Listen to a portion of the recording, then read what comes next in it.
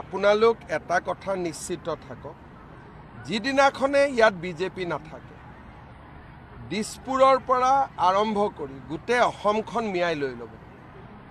আৰু এইটো কথা মই ভৱিষ্যতবাণী কৰি থৈ গ'লোঁ। মইতো মৰণশীল, সকলো মানুহটো সদায় জীয়াই থাকিব নোৱাৰে। যিদিনাখনে অসমত বিজেপি চৰকাৰ যাব, যিবিলাক আমাৰ অসমীয়া মানুহে এতিয়া বিজেপিক অভিশাপ দি আছে, তেওঁলোক এদিন নিজে অনুতপ্ত হ'ব। কাৰণ এটা মথাউৰিৰ দৰে আমি থিয় কৰি থৈ দিছোঁ। 40% মানুহ আগ্ৰাসী মানুহ, তেওঁলোক আপোনাৰ মোৰ দৰে মানুহ নহয়। তেওঁলোকৰ মনত এগ্ৰেশ্যন আছে। ফেচবুকত যি ধৰণে কথা কয়, ছ'চিয়েল মিডিয়াত বিজেপি চৰকাৰ থাকোঁতেও তেওঁলোকে কিমান বেয়া বেয়া কথা ক'ব সাহস কৰে। আৰু যদি বিজেপি নাথাকে, কংগ্ৰেছৰ চৰকাৰ আহে, তেওঁলোক ক'ত যাবগৈ আপোনালোকে চিন্তা কৰক।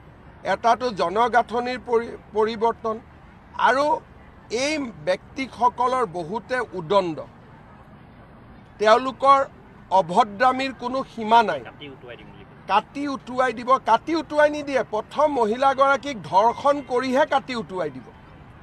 যিটো তেওঁলোকৰ আজিলৈকে যিটো অসমত ইতিহাস আছে, সেইটোৱে হৈছে ইতিহাস। গতিকে মই ভাবোঁ যে ৰাইজে নিজে বুজি পাব লাগিব, অসমীয়াসকল একত্ৰিত নহ'লে আমি ক'তো থাকিব নোৱাৰোঁ।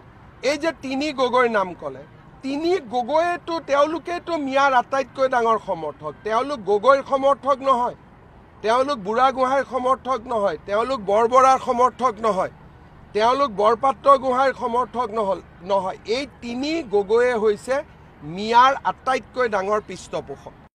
আপোনালোক এটা কথা নিশ্চিত থাকক, যিদিনাখনে ইয়াত বিজেপি নাথাকে, দিছপুৰৰ পৰা আৰম্ভ কৰি গোটেই অসমখন মিয়াই লৈ ল'ব। আৰু এইটো কথা মই ভৱিষ্যতবাণী কৰি থৈ গ'লোঁ। মইতো মৰণশীল, সকলো মানুহটো সদায় জীয়াই থাকিব নোৱাৰে। যিদিনাখনে অসমত বিজেপি চৰকাৰ যাব, যিবিলাক আমাৰ অসমীয়া মানুহে এতিয়া বিজেপিক অভিশাপ দি আছে, তেওঁলোক এদিন নিজে অনুতপ্ত হ'ব। কাৰণ এটা মথাউৰিৰ দৰে আমি থিয় কৰি থৈ দিছোঁ। 40% মানুহ আগ্ৰাসী মানুহ, তেওঁলোক আপোনাৰ মোৰ দৰে মানুহ নহয়। তেওঁলোকৰ মনত এগ্ৰেশ্যন আছে। ফেচবুকত যি ধৰণে কথা কয়, ছ'চিয়েল মিডিয়াত বিজেপি চৰকাৰ থাকোঁতেও তেওঁলোকে কিমান বেয়া বেয়া কথা ক'ব সাহস কৰে। আৰু যদি বিজেপি নাথাকে, কংগ্ৰেছৰ চৰকাৰ আহে, তেওঁলোক ক'ত যাবগৈ আপোনালোকে চিন্তা কৰক।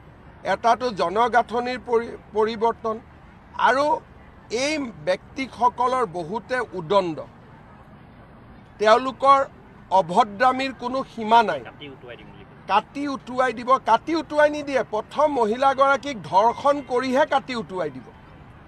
যিটো তেওঁলোকৰ আজিলৈকে যিটো অসমত ইতিহাস আছে, সেইটোৱে হৈছে ইতিহাস।